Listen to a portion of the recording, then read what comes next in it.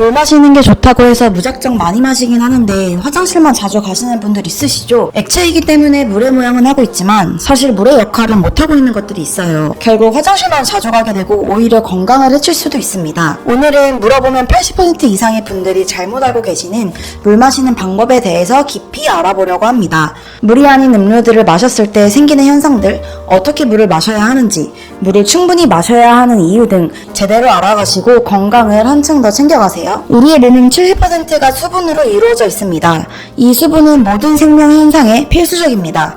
탈수가 되면 혈액의 농도가 높아져 혈액순환이 원활하지 않게 되고 이는 여러가지 건강 문제를 일으킬 수 있습니다. 물은 체내 노폐물을 제거하고 체온을 조절하며 영양소와 산소를 세포에 전달하는 중요한 역할을 합니다. 물이 부족하면 이런 기능들이 제대로 이루어지지 않아서 건강에 심각한 영향을 미칠 수 있습니다. 탈수의 초기 증상은 목마름입니다. 하지만 만성 탈수의 경우에는 목마름을 느끼지 못할 수도 있습니다.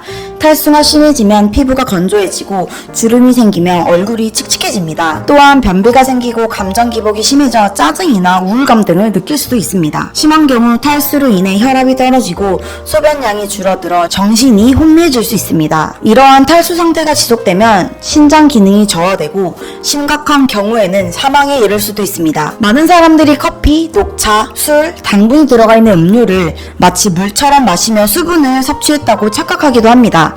하지만 이러한 음료들은 물과 다르게 작용합니다. 특히 카페인이 들어있는 음료는 이뇨작용을 촉진해서 체내 수분을 더 많이 배출하게 만듭니다. 예를 들어 커피를 마시면 일시적으로 각성 효과를 느낄 수 있지만 동시에 소변으로 더 많은 수분이 빠져나가게 됩니다. 이는 만성 탈수를 유발할 수 있는 주요 원인이 됩니다. 술도 마찬가지입니다.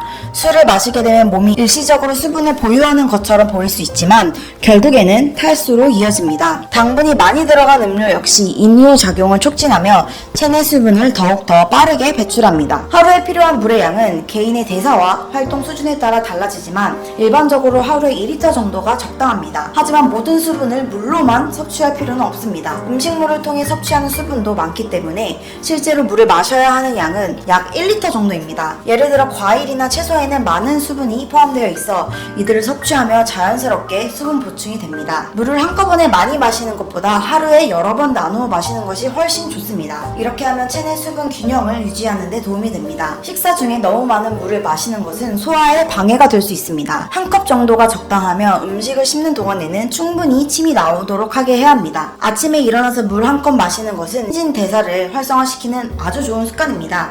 차가운 물을 갑자기 많이 마시는 것은 신체에 부담을 줄 수 있으므로 체온과 가까운 물을 마시는 것이 가장 좋습니다. 특히 카페인 음료나 당분이 들어있는 음료 대신 물이나 곡차, 탄산수를 선택하는 것이 좋습니다. 곡차나 탄산수는 물에 비해 맛이 있어 물을 더 쉽게 마실 수 있게 해줍니다. 하루에 필요한 물의 양은 개인의 대사와 활동 수준에 따라 달라집니다. 보통 하루에 2리터 정도가 적당하지만 이는 음식물을 통해 섭취하는 수분을 포함한 양입니다. 지금까지 구독해지면 건강해지는 우리집 건강TV였습니다. 물을 건강하게 마시는 방법, 탈수의 위험성, 물이 아닌 것들에 대해서 소개해드렸는데요. 여러분들도 이 방법을 통해 건강한 생활을 유지하시길 바랍니다. 영상이 유익하셨다면 구독과 좋아요, 알림 설정 부탁드리고요. 주변의 소중한 분들에게도 공유해주세요. 고정 댓글을 통해 더 많은 정보를 확인하실 수 있습니다. 다음에도 유익한 건강 정보로 찾아오겠습니다. 건강하고 행복한 하루 되세요.